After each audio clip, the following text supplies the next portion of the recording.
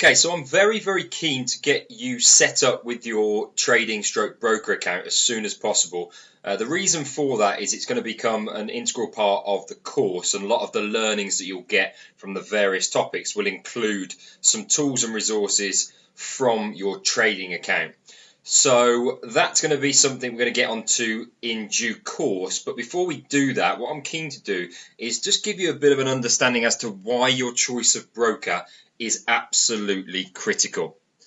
Now, for those of you that have been trading a while, you've probably got your own broker.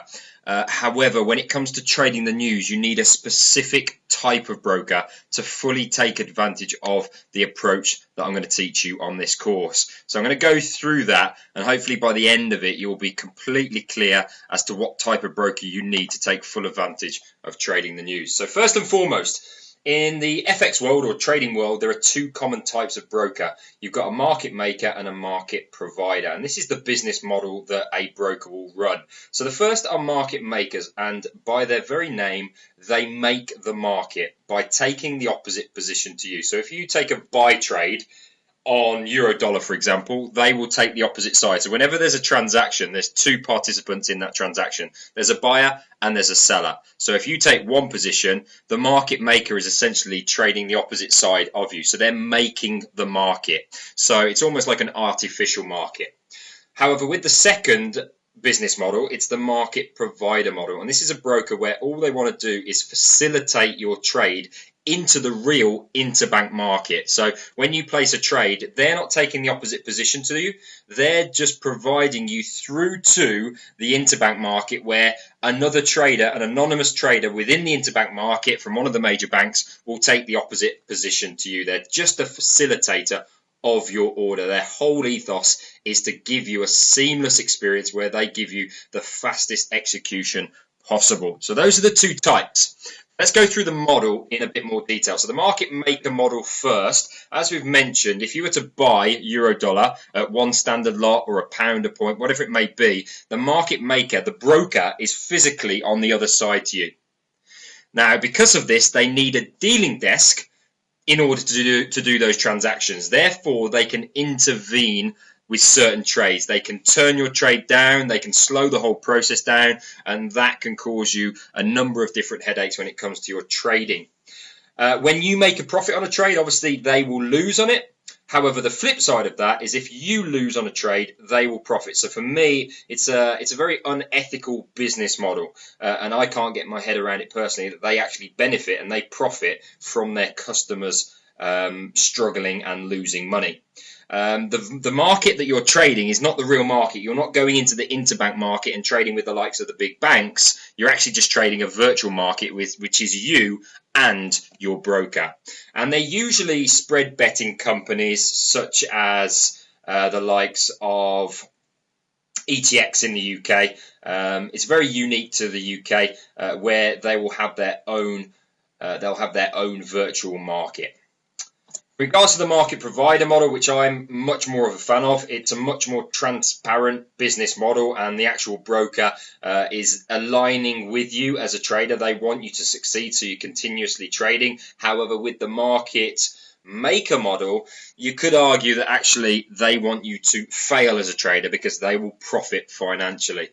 Now, I'm not going to get into a slanging match in terms of either way. I just want to give an independent and informal view of both sides so you can appreciate the two models and understand why we're going to go with a certain model over the other.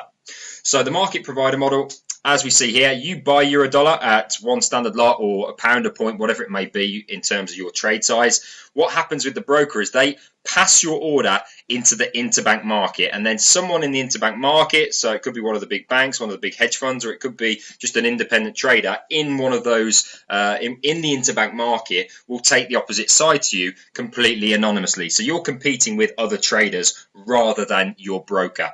All the broker is doing is facilitating your transactions.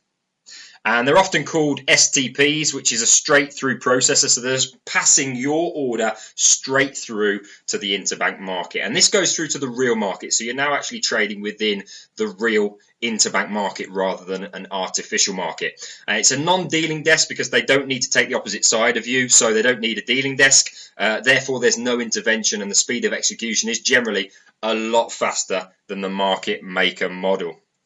Now, there are pros and cons to both business models, so I'm going to go through that now, and then I'm going to suggest which one we want you guys to go with for the maximum opportunity for success when it comes to trading the news. So the pros of market makers. You have the ability in the UK and Ireland to make tax-free profits because you're trading through a spread betting company.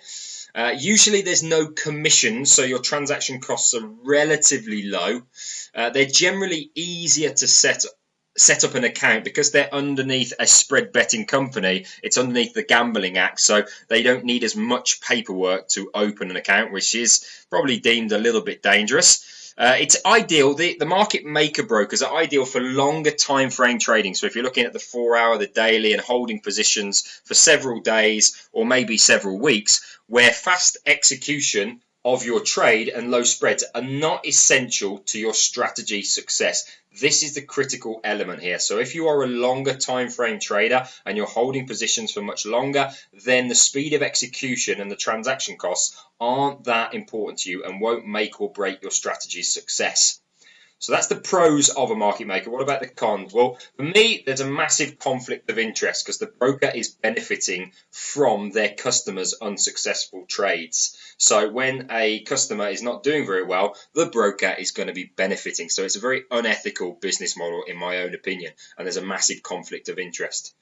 Now, there's slow execution during volatile times due to the dealing desk. So the dealing desk, as we mentioned before, they can intervene with your trade. So they can slow them down, they can reject them, they can widen the spreads, they can do a number of different things where they can manipulate prices and orders and make your job as a trader much, much harder. I did initially use a spread better because I was drawn into the attraction of tax-free earnings. But when trading the news, my life was made so much harder because there was a manipulation of prices. I was actually trying to get into the market and my positions were getting rejected and I wasn't able to get the efficient entry that I needed to generate the profits that would make my strategy a success.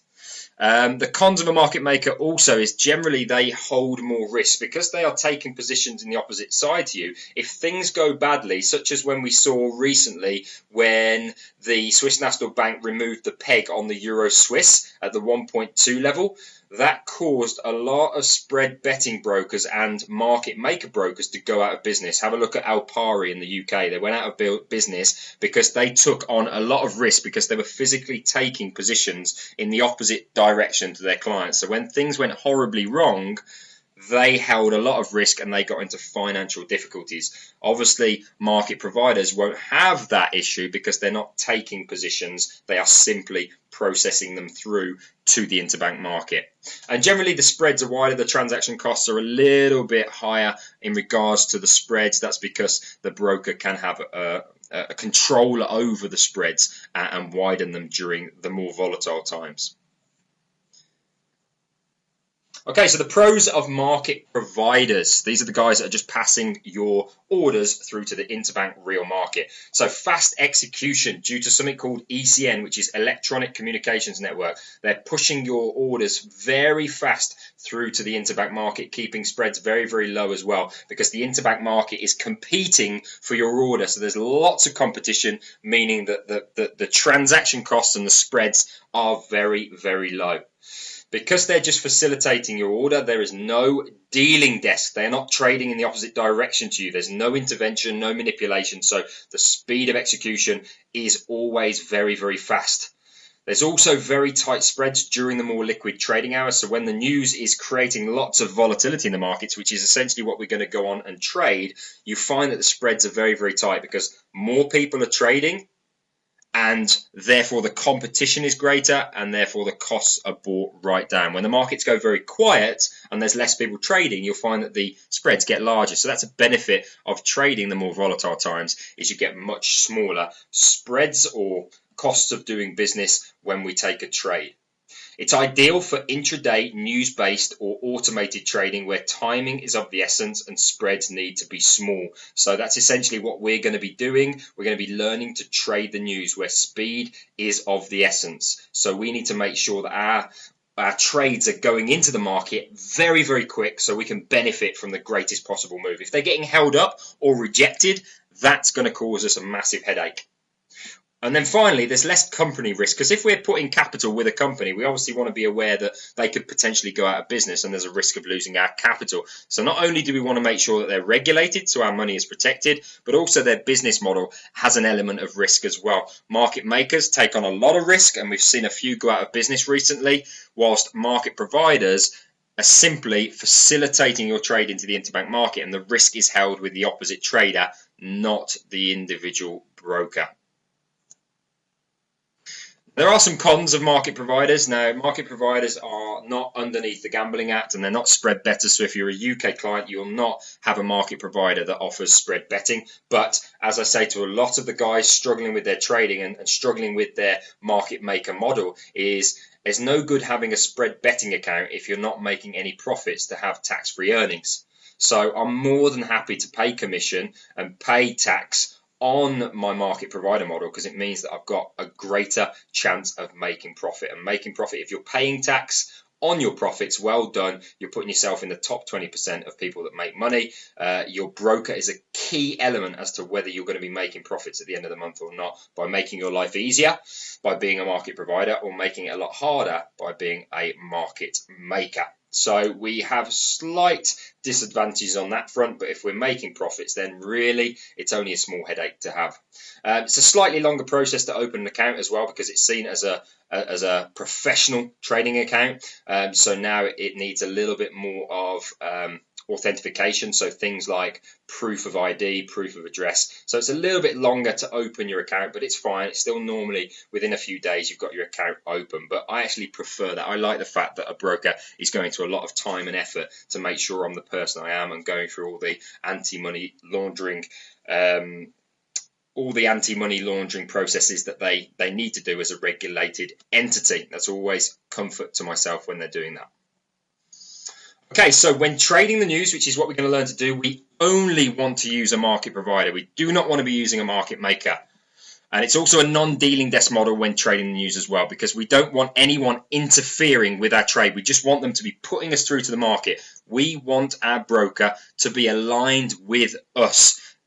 And that means that they want us to succeed, because if we succeed, we're going to trade for longer and they will make a little bit of money on every single trade that we take for many, many years. If all of a sudden we're struggling and they're making our lives hard, we stop trading and they stop making money on all of our trades. So a market provider actually is desperate for us to succeed as a trader, because we will trade with them for longer. And we have a long-term successful relationship where both parties benefit. But key is when we come down to the actual strategy approach, which, as you'll find out in future topics, is it's all about speed of execution. It's waiting for a news announcement, and then if it does as we expect, getting into the market as soon as possible. We want that speed to be as fast as possible, and a market provider model will provide you with that. So we've given you a suggestion, because I know there's a lot of brokers out there, so you're probably getting a bit of a headache in terms of who is the one you should go with. Our suggestion, you don't have to go with them, but our suggestion is FX Pro. The main reason for that is that I use them, I've got money with them, and I'm more than happy. So I've got a very happy experience. I've also got colleagues and peers that have FX Pro accounts, so I'm more than happy to suggest FX Pro. They're a market provider model, which is exactly what we want, because it gives us that critical fast execution. The spreads are generally very, very low, especially on the more commonly traded currency pairs, keeping our transaction costs down and as small as possible. This is a really critical thing, is that they have exclusive and key trading tools that we are going to use throughout this course and are going to become an integral part of your day-to-day trading. So they have some very unique tools that we are going to use. They're also double regulated. So in the UK, they're regulated by the FCA, and outside of the UK, they're regulated by CySEC, which is a Cyprus regulatory body. So they are double regulated, meaning they have to go through and meet all the strict criteria that comes with being regulated, and that comes with obviously a certain amount of protection of your capital if the company gets into trouble. So that's our suggestion. So just to summarise, and in regards to FX Pro, don't worry, we've got all the instructions on how to open an account with them in the next couple of videos. So watch those videos, get yourself set up, and open that account, because it will be to your benefit, because you'll really start to maximise everything we're going to go through in the course. Okay, so just to summarise, your choice of broker is really, really important. It's absolutely critical because it can have a huge effect on your profitability, especially when trading the news, because it comes down to speed of execution.